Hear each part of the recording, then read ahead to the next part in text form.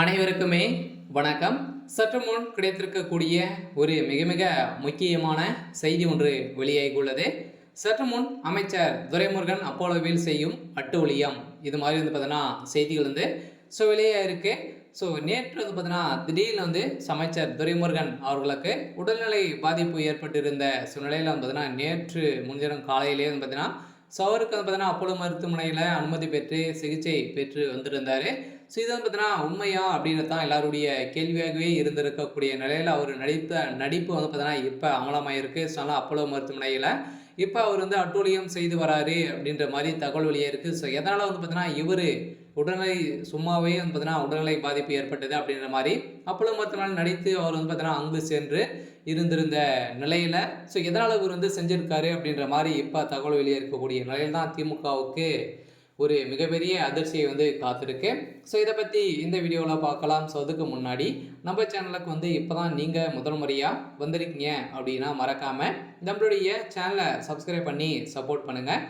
வாங்க வீடியோக்குள்ளே போகலாம். பார்த்தீங்கன்னா அமைச்சர் துரைமுருகன் அப்போலோவில் பார்த்தீங்கன்னா நேற்று உடல்நல குறைவால் பாதிக்கப்பட்டு அனுமதி பெற்றிருந்தார் இல்லையா.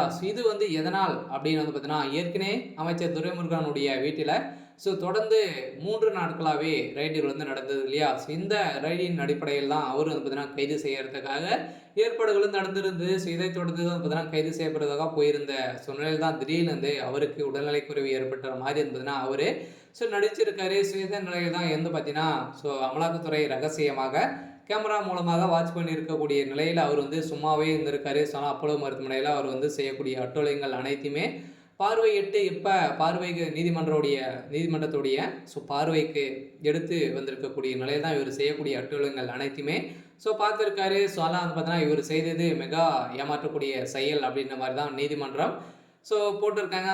அவருடைய வழக்கில் என்ன தீர்ப்பு வழங்க போகிறாங்க. இது வரைக்குமே அவருடைய வீட்டில் சிக்கிய 2.5 கோடிக்கு மேலே பணங்கள் சிக்கியிருந்தது இல்லையா. போலியான பணங்கள் சிக்கியிருந்தது. இந்த பணத்தின் அடிப்படையில் பார்த்தீங்கன்னா இதில் அனைத்துமே இதில் ஊழல் செய்த பணம். அதனால் தான் இவர் கைது செய்யப்பட போகிறாரு அப்படின்ற மாதிரி தகவல் வெளியிருந்த நிலையில் பார்த்தீங்கன்னா திமுகவுடைய தலைமையகம் அனைத்துமே அதிர்ச்சி அளிக்கக்கூடிய செயலில் தான் அமைச்சர் துரைமுருகன் அவர்கள் செய்திருக்காரு. இருந்தாலுமே அமைச்சர் துரைமுருகன் அவர்கள் கூடிய உறவில் சிறைக்கு செல்ல போகிறாரு அப்படிங்கிறது தான் பேச்சுவார்த்தைகள் நடந்திருக்கு. இருந்தாலுமே அமலாக்கத்துறையை ஏமாற்றிய காரணத்தாக்க மீண்டும் இவர் மீது வழக்கு பதிவும் செஞ்சுருக்காங்க.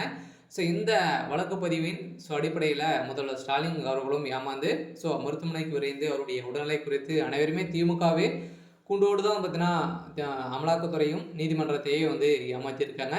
இருந்தாலும் என்ன நடக்க போகுது அப்படின்றத வெயிட் பண்ணி பார்க்கலாம். இது மாதிரி செய்திகளை தெரிஞ்சுக்கணும் அப்படின்னா மறக்காமல் நம்மளுடைய சேனலை சப்ஸ்கிரைப் பண்ணி சப்போர்ட் பண்ணுங்கள். தேங்க்யூ.